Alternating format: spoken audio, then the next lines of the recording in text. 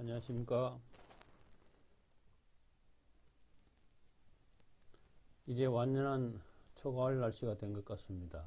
밤에는 이불을 안 덮고 자면 추울 정도로 아침 저녁으로 시원해진 것 같지요. 아무리 여름이 무덥고 길어도 이상하게도 밤에 끼뚜라미가 울기 시작하면 곧 가을이 찾아온다는 것입니다. 매년 늦가을이 되어 이렇게 더운데 가을이 올까 하다가도 끼뚜라미가 울기 시작하면 가을이 오기는 오는가 보다 하고 생각하게 됩니다. 계절 중에 가장 좋다고 할 수 있는 계절이 봄과 가을입니다. 왜냐하면 봄은 새로운 자연이 싹트는 때이고 가을은 결실의 계절이기 때문일 것입니다. 겨울에서 봄이 왔다가 갈 즈음이면 생각나는 노래가 백설이라는 가수가 부른 봄날은 간다입니다. 제가 교회 야유회 등에 가면은 곱게 늙어가시는 권사님에게 이 노래를 한번 불러보라고 권유할 때가 많습니다. 참으로 가슴 깊이 와닿는 노래라고 생각합니다. 연분홍 치마가 봄바람에 휘날리더라. 오늘도 구름 씹어가며 산제비 넘나드는 성황당 길에 꽃이 피며 같이 웃고 꽃이 지면 같이 울던 알뜰한 금행새 봄날은 간다. 아름답던 봄이 지나가는 것을 아쉬워하는 노래이죠. 그리고 무덥던 여름을 지나 가을이 오면 제가 기억하는 노래가 고복수라는 가수가 부른 짝사랑이라는 노래입니다. 의학셋을 피우니 가을인가요?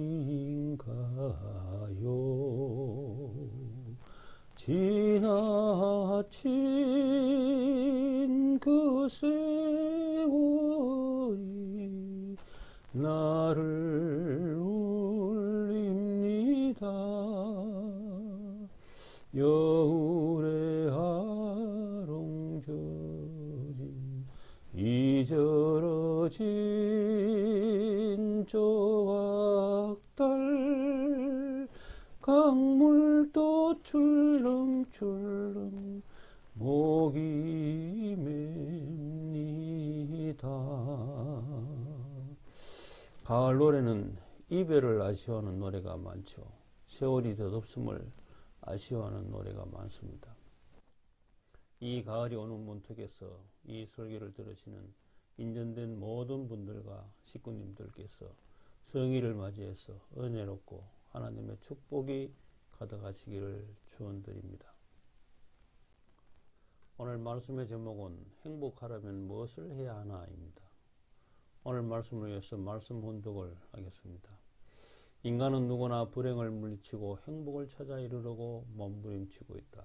개인의 사소한 일로부터 역사를 좌우하는 큰 일에 이르기까지 그것들은 결국 하나같이 보다 행복해지려는 삶의 표현인 것이다. 그러면 행복은 어떻게 될 때 오게 되는 것인가? 인간은 누구나 자기의 욕망이 이루어질 때 행복을 느끼게 된다. 욕망이라고 하면 우리는 흔히 그 본의를 흐려서 생각하기 쉽다. 그것은 그 욕망이 전부다도 악으로 나가기 쉬운 생활환경 가운데서 우리가 살고 있기 때문이다. 이 말씀은 원리강론에 제일 먼저 나오는 내용입니다. 이 내용이 원리강론의 핵심이라고 생각을 해서 제가 자주 인용을 하는 문구이죠. 석 달 전에도 한번 행복을 찾아서라는 제목으로 말씀을 드릴 때 이 본문 말씀을 인용하여 말씀을 드린 적이 있습니다.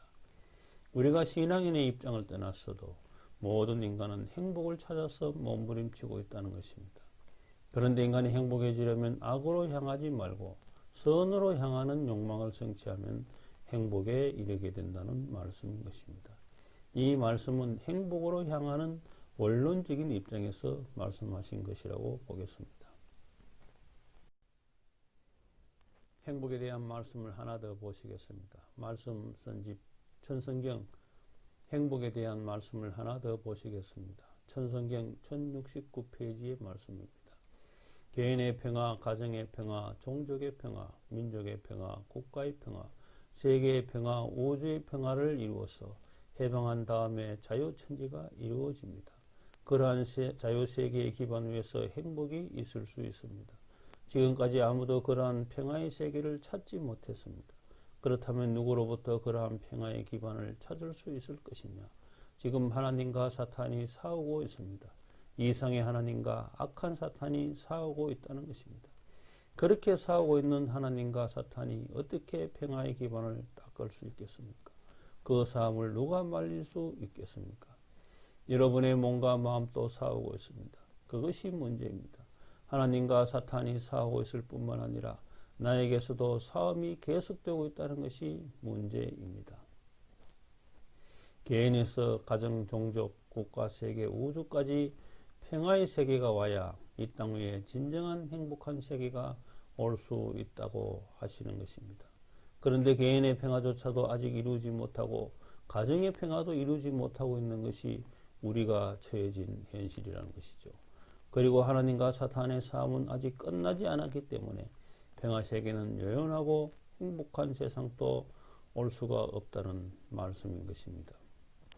우선은 개인의 몸마음이 하나 되어 평화를 이루어야 하는데 몸마음이 하나 되는 게 쉽습니까? 대단히 어려운 과제이죠. 수많은 도인들이 평생을 닦아도 그 길에 이르기는 너무나 어렵습니다. 우리들도 평생 신앙을 열심히 하면서 몸마음이 하나 되기 위해 닦아 나가야 하겠지만 완전한 몸마음이 하나 되는 것은 대단히 어려울 것입니다. 마음이 몸을 온전히 주관한다는 것은 참으로 어려운 일인 것입니다.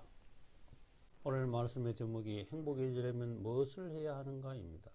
원리강론 총수의 본문 말씀에 따르면 인간이 선의 욕망을 이루면 행복해진다고 하였죠. 또 천성경 말씀에서는 인간이 몸과 마음이 하나 되어서 마음이 온전히 몸을 주관하는 사람이 되어서 그래서 가정을 이루고 사회를 이루고 나라와 세계를 이루면 평화세계와 행복한 세상을 가질 수 있다고 하였습니다. 이 두 내용은 행복을 이루는 데 있어서 행위 이상적이고 원론적인 면에서 말씀을 하신 것입니다. 즉 보이지 않는 면에서 행복에 이르는 길을 이야기하시는 것입니다. 오늘은 행위 이학적인 행복의 방법, 즉 보이는 세계를 중심한 행복에 이르는 길을 이야기를 한번 해보겠습니다. 우리 신앙인들은 행복을 이야기할 때 보이지 않는 마음 부분을 대단히 중요시 여기죠. 그러나 행복을 찾을 때 너무 보이지 않는 마음적인 부분만 강조하는 것도 위험한 생각입니다. 내가 당장 배가 고픈데 행복이 있겠습니까? 나의 삶이 지금 기쁘지 않은데 내가 행복할 수 있겠습니까? 사는 것이 팍팍하면 뛰어난 도인이 아니면 자신이 행복하다고 생각할 수 없는 것입니다. 그러나 너무 물질적인 것이나 보이는 것에 연연하는 것도 위험한 생각이죠. 행복은 물질적인 것과 마음적인 것이 동시에 있어야 건강한 행복이 되는 것입니다. 보이는 세계, 인간의 직접적인 삶에서 행복해지려면 어떻게 해야 하는가를 오늘 한번 이야기를 해보겠습니다. 인간이 행복해지려면 삶에서 재미와 의미가 같이 있어야 한다는 것입니다. 즉 삶이 재미가 없는데 행복하다고 말할 수 없고 동시에 내 삶이 무엇인가 의미가 있어야 행복하다는 것입니다. 그러니까 재미와 의미를 동시에 가질 수 있는 일을 하면 내가 행복해진다는 것이죠.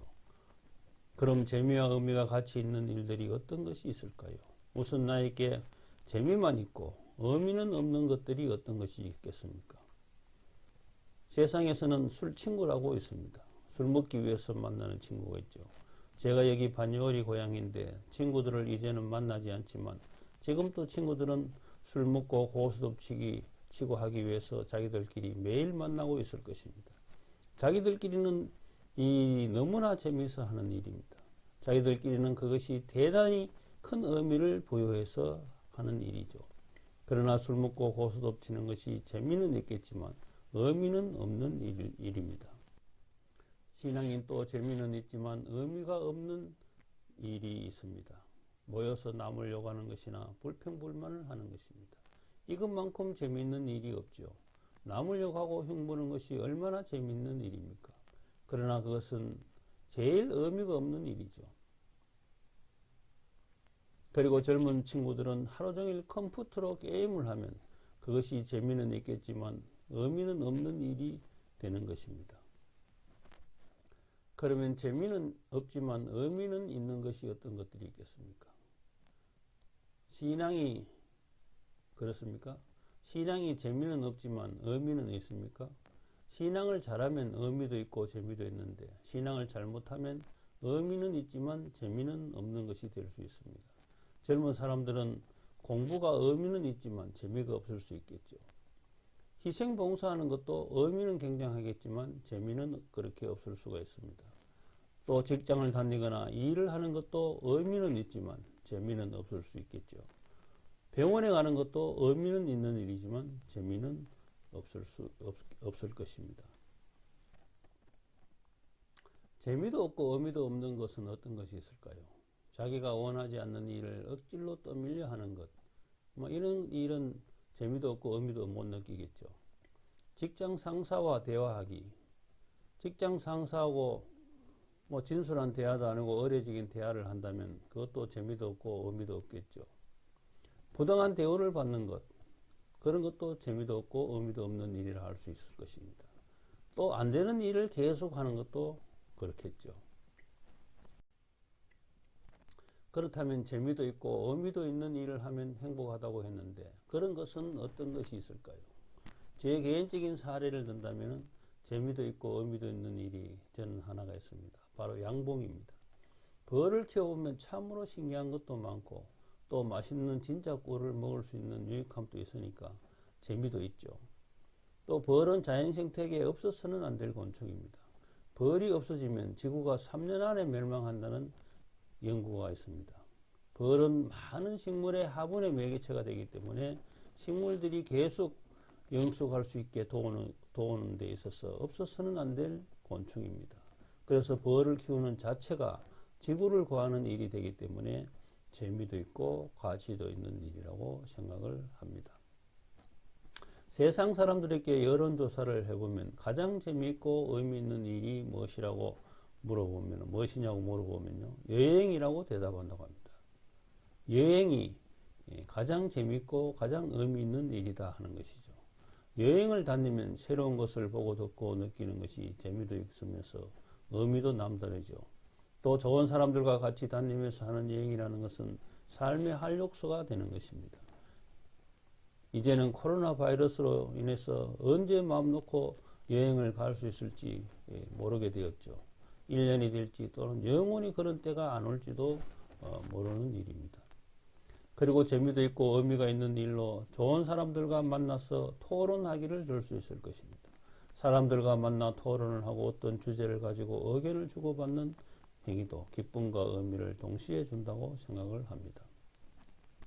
그러나 토론도 좋은 사람들과의 만남을 이야기하는 것이지 나쁜 사람들, 마음에 들지 않는 사람들과 만남을 이야기하는 것은 아닐 것입니다. 그리고 산책이나 가벼운 운동, 이것도 재미도 있고 의미도 있는 것이라 할 수 있습니다.